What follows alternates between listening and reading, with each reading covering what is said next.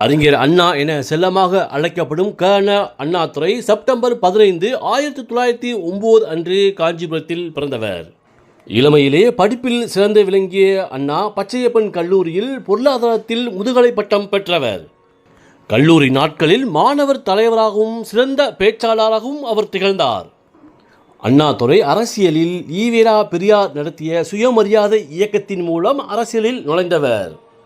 பெரியாரின் சீடராகவும் பத்திரிகையாளராகவும் பணியாற்றினார். பின்னர் பெரியாரின் திராவிட கட்சியிலும் இணைந்தார். ஆனால் 1949 ஏற்பட்ட கருத்து வேறுபாட்டின் காரணமாக அண்ணா திராவிட கழகத்திலிருந்து வெளியேறினார். பெரியார் விடுதலைக்கு பிறகு அறிஞர் அண்ணா அரசியலில் ஈடுபடுவதை கடுமையாக எதிர்த்தவர். ஏனென்றால் பெரியாரின் நோக்கம் சமூக சீர்திருத்தம் என்ற அளவில் மட்டுமே இருந்தது. ஆனால் அண்ணாதுரை அரசியல் மூலம் ஆட்சி அதிகாரத்தை பெற்று அதன் வழியாக சமூக மாற்றங்களை கொண்டு வர முடியும் என்று நம்பினார். அரசியல் அதிகாரத்தை அடைவதன் மூலம் மட்டுமே திராவிட கொள்கைகளை செயல்படுத்த முடியும் என்று அண்ணாதுரை நம்பினார். அண்ணாதுரை மக்களாட்சியின் மீதும் தேர்தல் முறையின் மீதும் மிகுந்த நம்பிக்கை கொண்டவராக இருந்தவர். பெரியாரின் கருத்துக்கள் நடைமுறைக்கு ஒவ்வாதது என ஆணித்தரமாக நம்பினார். இவை அனைத்தையும் விட மிக முக்கியமாக காரணமானது பெரியார் தனது 70வது வயதில் 28 வயது மணியம்மையை திருமணம் செய்து கொண்டது.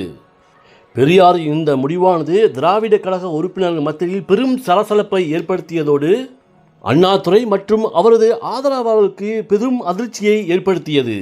பெரியாரின் இந்த திருமணமானது அவருக்கு பிறகு அரசியல் வாரிசாக மணியம்மையே திராவிட கழகத்தின் தலைமை பொறுப்பார் என்று அரசியல் வட்டாரங்கள் பரபரப்பான செய்தியை தெரிவித்துக் கொண்டிருந்தன.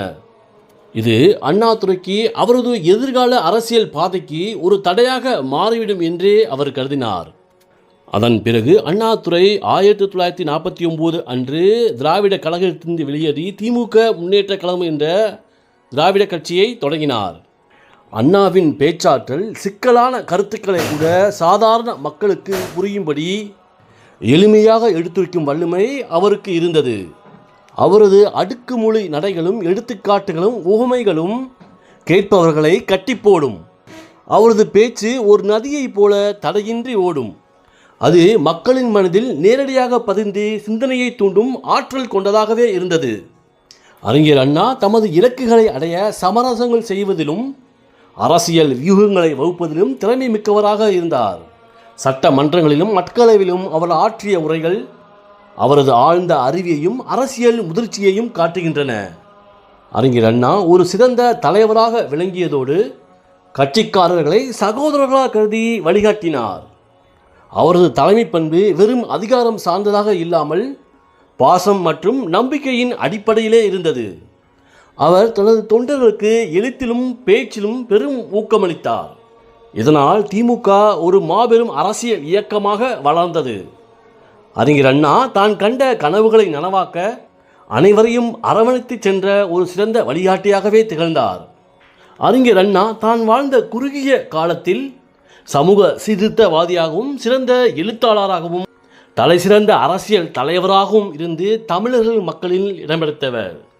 அண்ணா தனது ஆட்சியின் முக்கிய சாதனையாக மதராஸ் மாகாணத்திற்கு தமிழ்நாடு என்று பெயர் சூட்டினார். அரசு ஊழியர்களுக்கு அகவிலைப்படி வழங்கினார்.